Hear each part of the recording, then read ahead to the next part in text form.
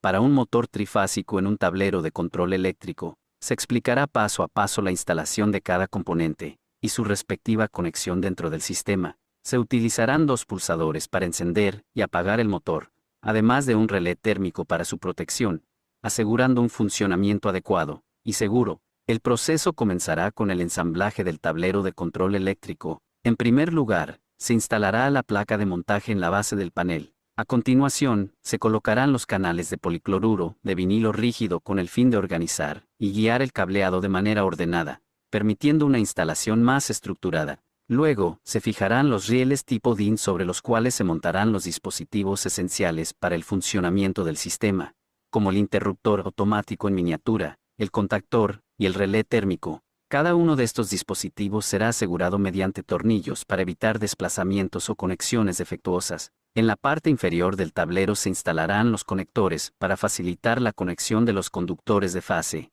neutro y tierra. En la parte superior se fijará la barra de tierra, el interruptor automático trifásico, el interruptor automático monopolar y el contactor con el relé térmico acoplado a su salida, permitiendo un acceso organizado y eficiente a cada elemento del sistema. Seguidamente, se procederá a la conexión de los cables de alimentación. Se conectarán los tres conductores de fase al conector correspondiente dentro del panel. A continuación, se conectará el conductor de neutro y el conductor de tierra en sus respectivos terminales. Una vez fijados estos conductores, se procederá a la conexión del circuito de potencia. Para ello, los tres conductores de fase se unirán con el interruptor automático trifásico, y el conductor de tierra será llevado hasta la barra de tierra para garantizar una adecuada conexión a tierra. Desde la entrada del interruptor trifásico, se extraerá un conductor de fase para conectarlo al interruptor automático monopolar, el cual alimentará el circuito de control del sistema. Desde la salida del interruptor automático trifásico, los tres conductores de fase serán dirigidos hacia los terminales de entrada del contactor.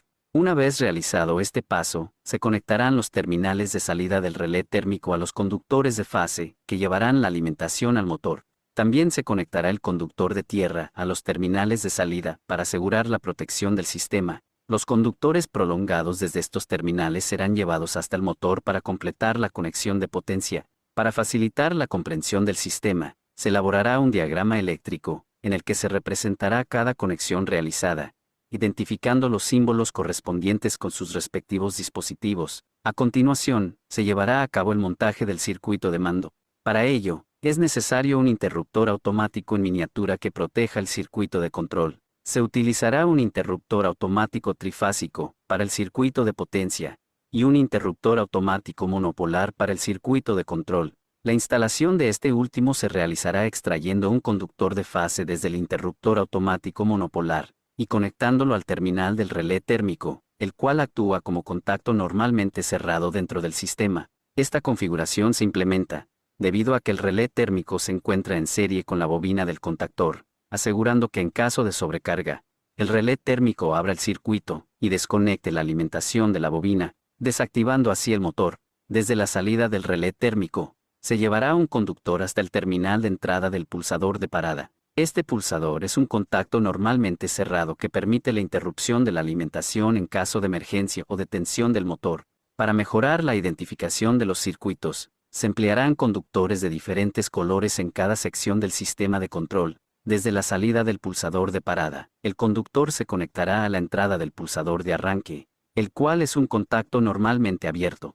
La salida del pulsador de arranque se dirigirá al terminal de la bobina del contactor, completando así la secuencia de mando básica del sistema. Para garantizar el correcto funcionamiento del circuito de mando, se implementará una conexión de autorretención. Esta conexión se logrará al colocar en paralelo los contactos auxiliares del contactor con el pulsador de arranque. La entrada del pulsador de arranque se conectará al contacto auxiliar del contactor, mientras que la salida de dicho contacto auxiliar se dirigirá a la bobina del contactor. De esta manera, cuando el operador presione el pulsador de arranque, el contactor permanecerá activado sin la necesidad de mantener el pulsador presionado. El contactor permanecerá activo hasta que se presione el pulsador de parada o hasta que el relé térmico detecte una sobrecarga y abra el circuito de control, protegiendo así el motor contra fallos eléctricos o mecánicos. Finalmente, se completará la instalación del sistema asegurando la correcta puesta a tierra del tablero de control. Para ello, se conectará un conductor de tierra desde la barra de tierra hasta el terminal de puesta a tierra del panel. Este paso garantizará que tanto el panel como la puerta del mismo cuenten con una conexión efectiva a tierra, proporcionando una protección adecuada contra descargas eléctricas y mejorando la seguridad del sistema.